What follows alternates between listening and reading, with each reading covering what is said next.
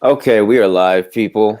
My Twitch isn't working for some reason. I don't know why. It says I can't broadcast because the title isn't right. But today is Monday, September the 21st, 2020. We are shy of, I think, 45 days until the election, and I wanted to continue my coverage of the Julian Assange trial. No such updates yet from the trial resumed today, this morning in London, which is a bit puzzling to me as it is almost the end of the workday. Well, it pretty much is the end of the workday over there in London. So we should be getting an update pretty soon here, but I just wanted to talk about the reprieve attorney's, his testimony. Uh, and his name is Eric Lewis. And before I go into that, I wanted to say something first on the RICIN assassination attempt on Donald Trump. There was a woman taken into custody last night at the Canadian border, leaving out of Buffalo, actually. She left via the Peace Bridge.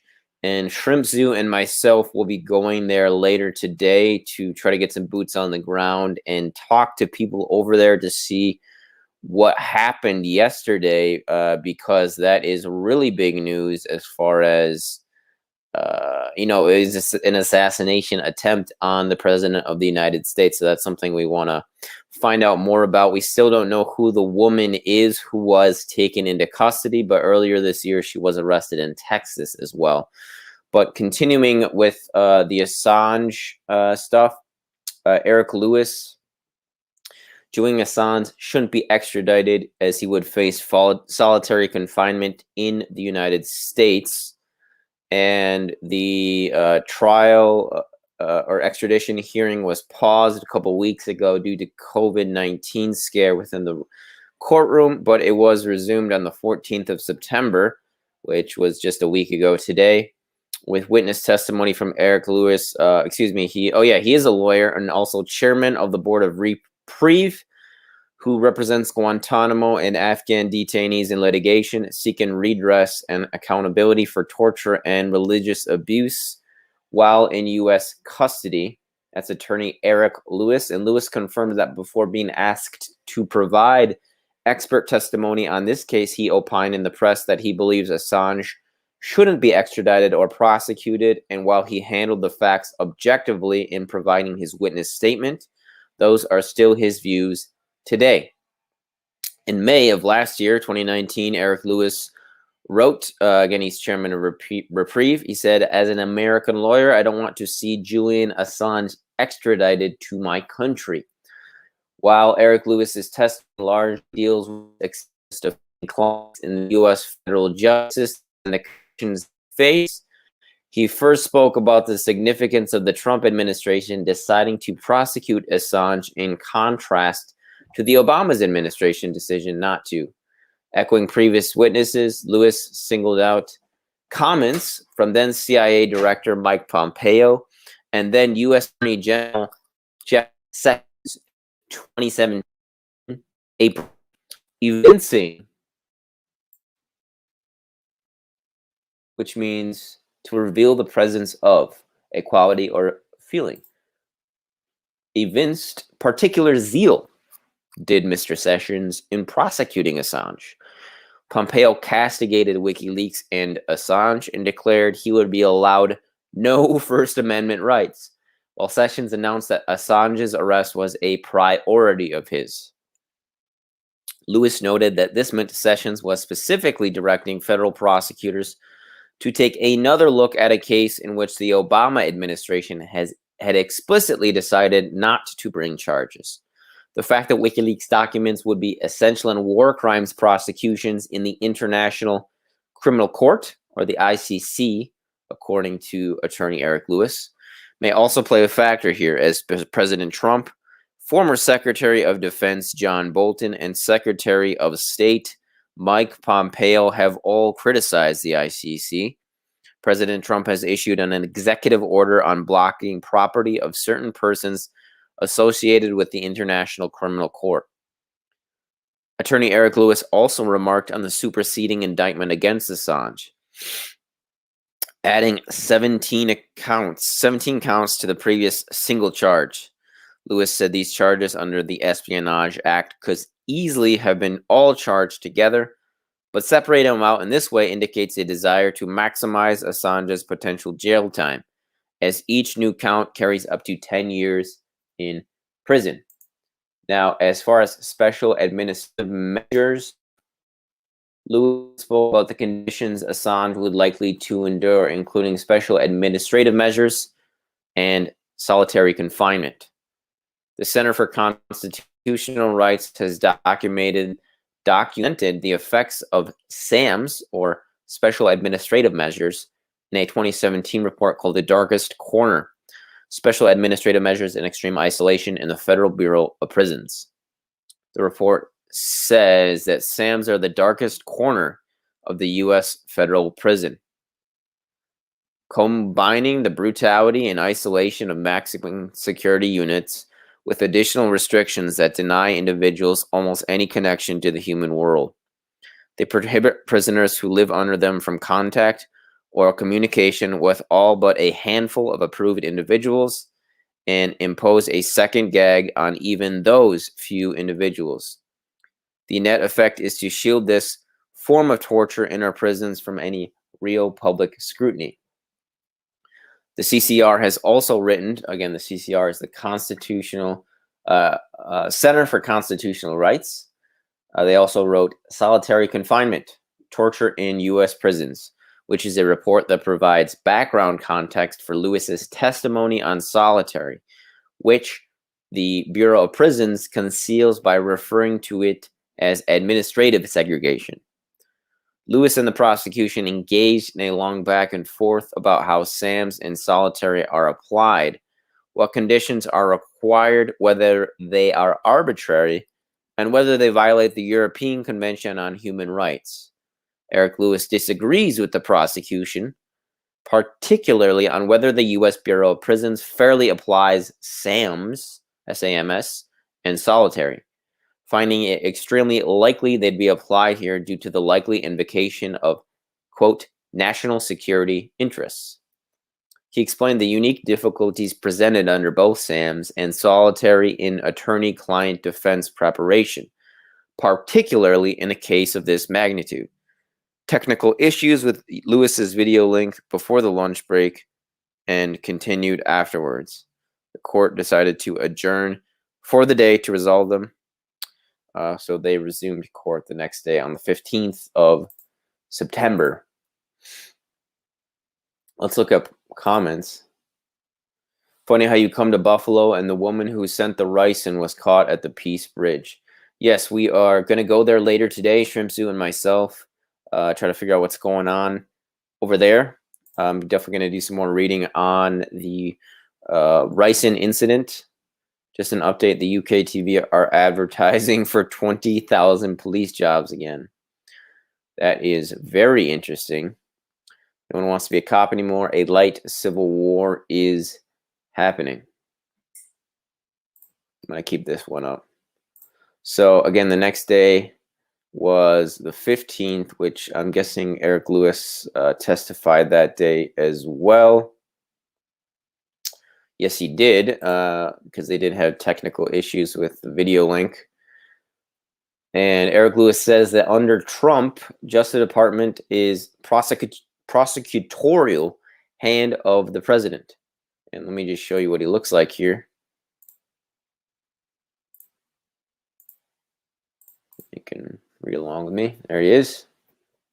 Attorney Eric Lewis, chairman of Reprieve.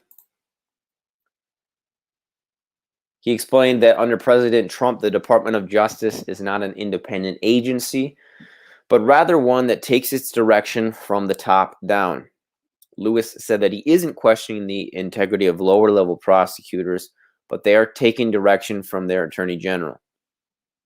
Lewis cited comments from Jeff Sessions, who was U.S. Attorney General at the time Assange's indictment was brought, in which he called Assange's arrest a priority.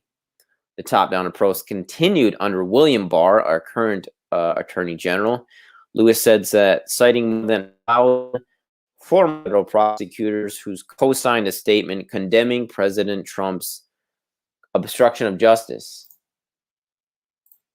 Jeff Sessions, the Eastern District of Virginia, to bring the case. I'm not saying individual prosecutors are acting in bad faith. I'm saying the department is highly politicized, and many Americans would agree with that sentiment. The comments came amid cross-examination as U.S. prosecutors are attempting to undermine the dense claim that the prosecution of Assange is politically motivated. Lewis pointed again to the fact that the Obama administration made a clear decision not to prosecute Assange in 2013. The facts of the case are from 2010 and 2011, but the U.S. didn't indict until 2018. The only difference between then and now is who is in the White House. The case was dormant when the Trump administration began, Lewis said. The evidence hasn't changed. Witnesses haven't changed. The First Amendment hasn't changed. The prosecution also attempted to cast doubt on the claim that Assange would face up to 175 years in prison if he is extradited to the United States. But Lewis said there's a significant reason to believe that a judge would sentence him extremely aggressively. Assange would be tried in the Eastern District of Virginia under District Judge Claude M. Hilton, who Lewis said is known as a tough sentencer, and who threw Chelsea Manning in prison for contempt of court when she refused to testify in a WikiLeaks grand jury. Interesting. Furthermore, U.S. officials have described WikiLeaks releases as the biggest leak publications in history and has attempted to argue that U.S. adversaries benefited from the releases. Upon Chelsea Manning's conviction of 10 counts under the Espionage Act, whereas Assange faces 17, Attorney Eric Lewis noted that the government asked for a 60-year sentence and she was sentenced to 35. But she ended up only serving 7 because of the commutation from President Barack Obama. The prosecution attempted to invoke the Espionage Act cases of whistleblowers Terry Albury, Reality winner, and Jeffrey Sterling as evidence that these cases often result in shorter sentences. But Sterling himself responded via tweet. Check this guy out. Once again, the prosecution in the Assange hearing has seen fit to refer to my Espionage Act travesty case to assuage sentencing fears. The prosecution was incensed I received 42 months. They wanted far more. Tell the truth. Hashtag don't extradite Assange. Hashtag free Assange now. In February, Sterling wrote, reject using my unjust conviction against Julian Assange. Lewis noted that the U.S. Department of Justice has made several adjustments to the second superseding indictment that it brought in June 2020. Despite adding no new charges, the indictment adds new language that Lewis explained increases the likelihood of a higher sentence. These added factors include other co-conspirators the government alleged were under Assange's direction. Reference to a teenager among these. This refers to Siggy Thordarson, an Icelandic informant.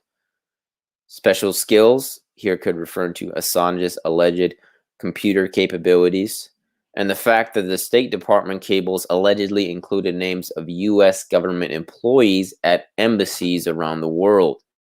These all believe succeeding indictment substantially increases a potential sentence for Assange.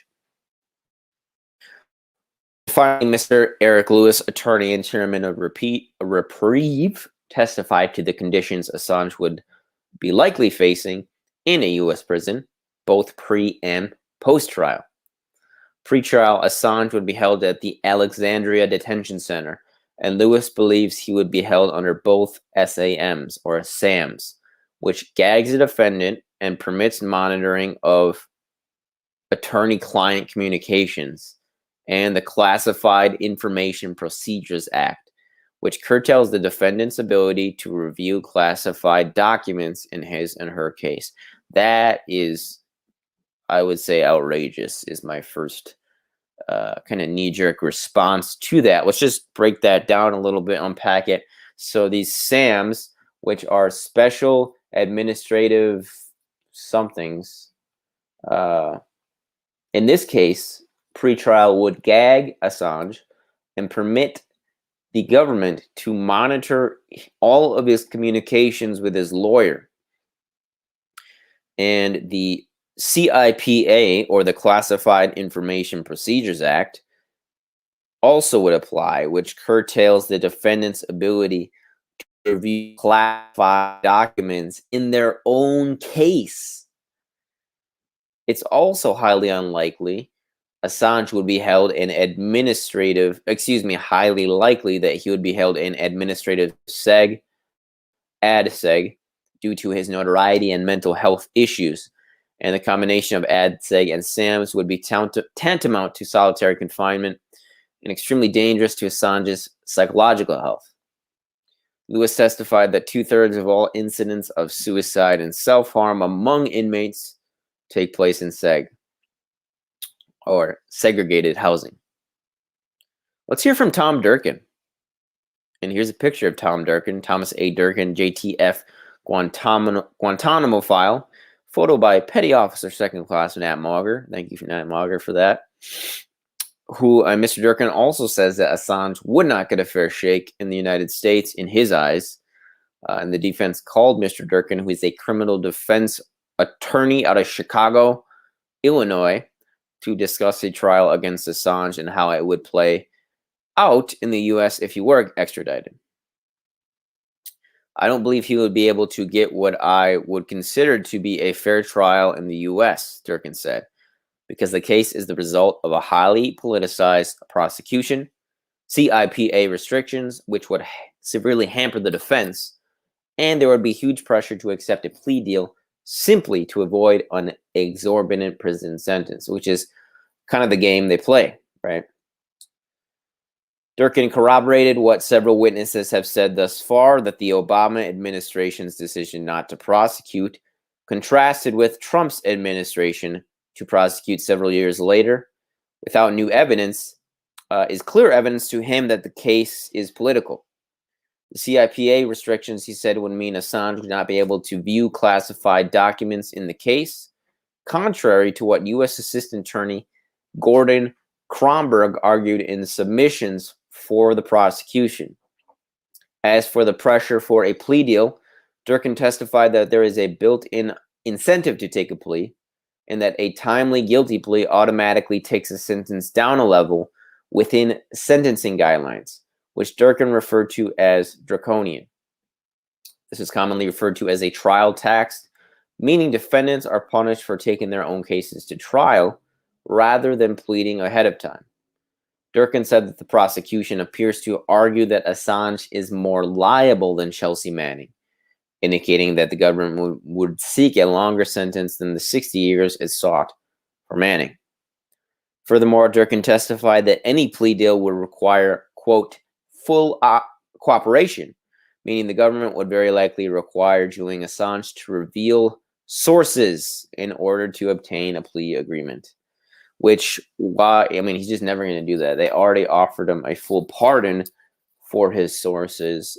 Trump administration did, and that was through Mike Pompeo's behest through the agent Rarbacher there when he was at the embassy. But he denied that. He rejected giving up his source because of just his ethics he has, I think, his principles. So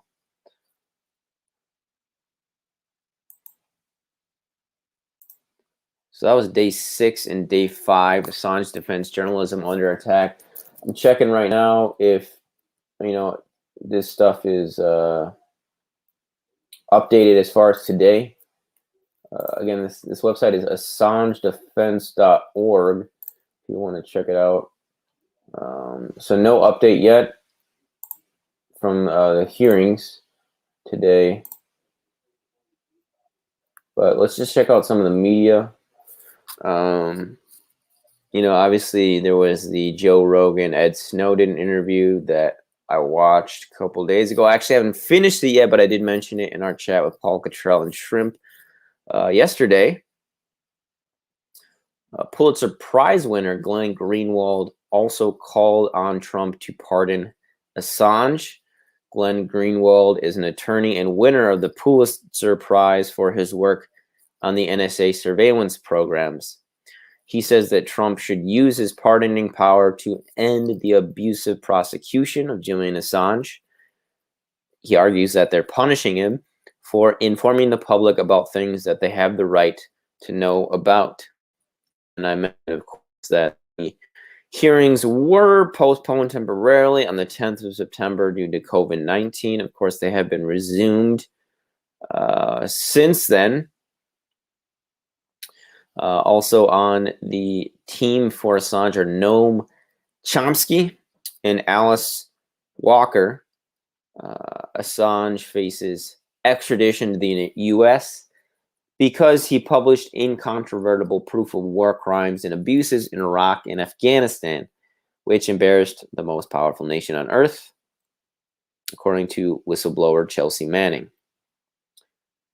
Assange published hard evidence of the ways in which the first world exploits the third. That's a quote that really stuck with me the first time I read it, actually. Assange is on trial for his journalism, for his principles, not his personality. And we also mentioned in our previous casts that the judge reject adjournment request because of the new evidence, basically, that came in. The judge is saying that the defense waited too long to request adjournment and therefore rejected it. And supporters have been gathering in protest, of course, as we know, outside of Old Bailey, London, where this is taking place. So, and this is news too, which came at the end of last month.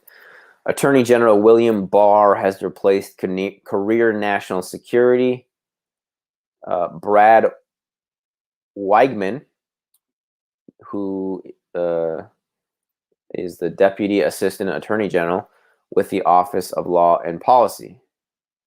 Weigman is a 23-year-old veteran public servant, and he headed the office that helped to ensure federal counterintelligence and counterterrorism activities are legal.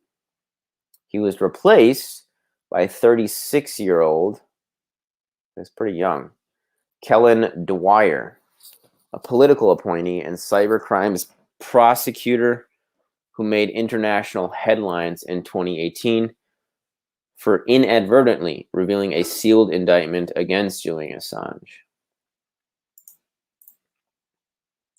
What are the implications of that?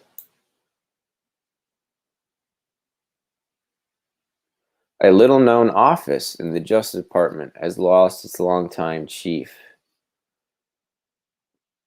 And again, Barr removed him from office. Barr removed him from the Office of Law and Policy in the Justice Department's National Security Division. Little-known office led by former Deputy Assistant Attorney General Brad Weigman, with two N's, not a political appointee. But 2 weeks ago, Weigman, 54, was being told he's being reassigned and being replaced with a political appointee, a 36-year-old named Kellen Dwyer. Where's Kellen Dwyer? Okay, there's Bragg Weigman. Can you guys see this? No, I'm not doing it. Here, let me do this. Bragg Weigman.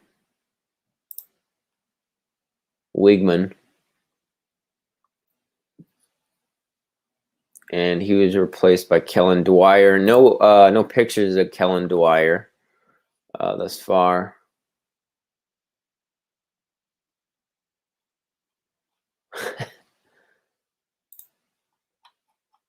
Yeah, so just a tangential update for sure. I didn't even know that was an office, but This is how the government works. A lot of bureaucracy on top of bureaucracy.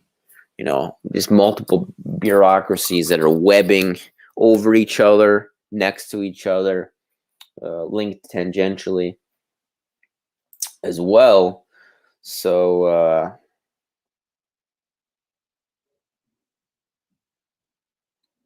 Jeffrey Sterling. Wow.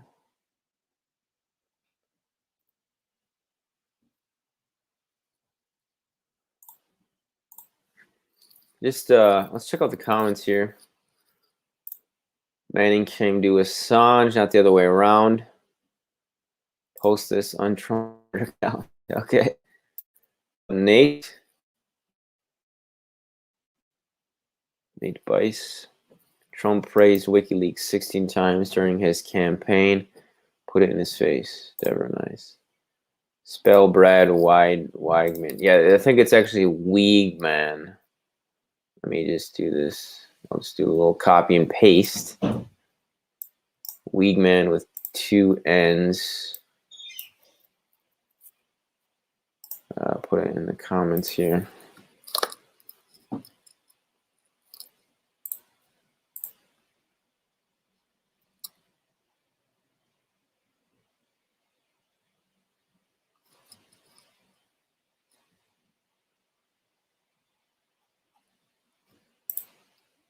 Wow.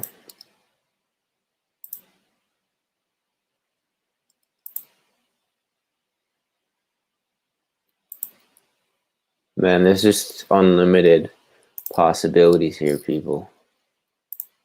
This is crazy.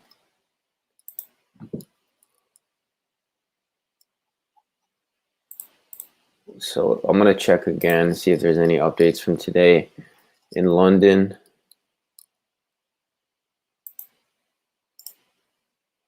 We'll check out Assange.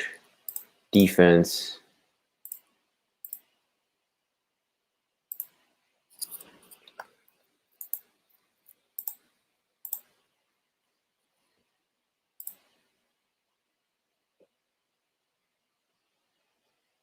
I want to get that lighting on. And do lighting. Okay.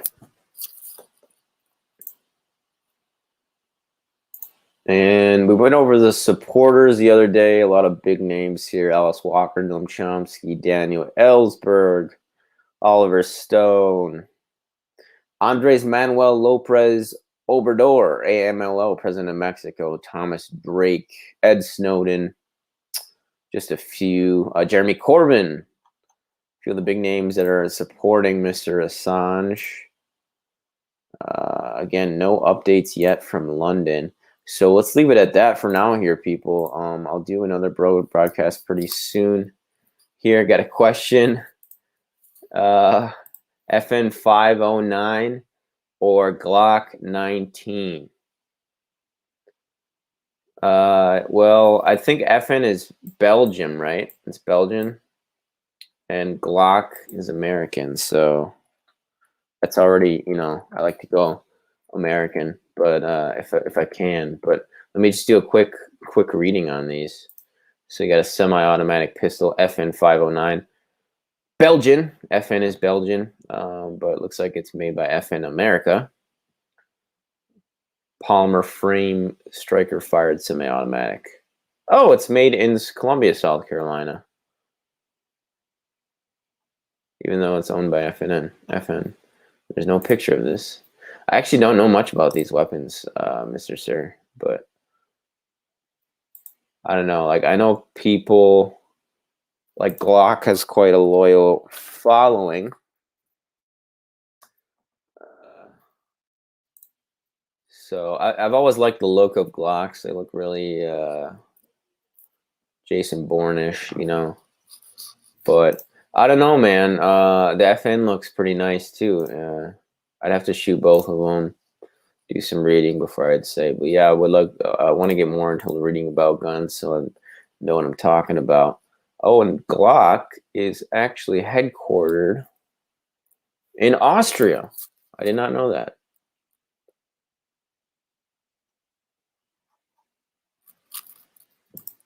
I think it's kind of tit for tat. But yeah, Shrimpsu is going. Go over to his channel next, guys, and check out my brand new YouTube channel as well, please. It's growing exponentially over there. So, and we want to get Shrimpsu over there too on the brand new tube. It's actually, my brand new YouTube is actually growing faster than my YouTube channel. So yeah, I would just implore people to go and give me a sub over there. My interviews that have been banned off YouTube are over there, including my ones with George Webb. I had one interview with John Wedger that was also banned off YouTube. I had a broadcast, I think, about Dr. Stella Emanuel and hydroxychloroquine that was banned. I've had a citizen journalist video, at least one citizen journalist video banned as well. So brand new tube, they allow all that stuff. It's a censorship free platform. So I'd encourage people to check it out. And stay tuned and stay frosty, folks. I'm going to Peace Bridge later today with the Shrimpsu. We're going to try to make it out there if we get the car back from the mechanic. And we're going to talk to some people about the RICIN assassination attempt. So be on the lookout for that. And until next time.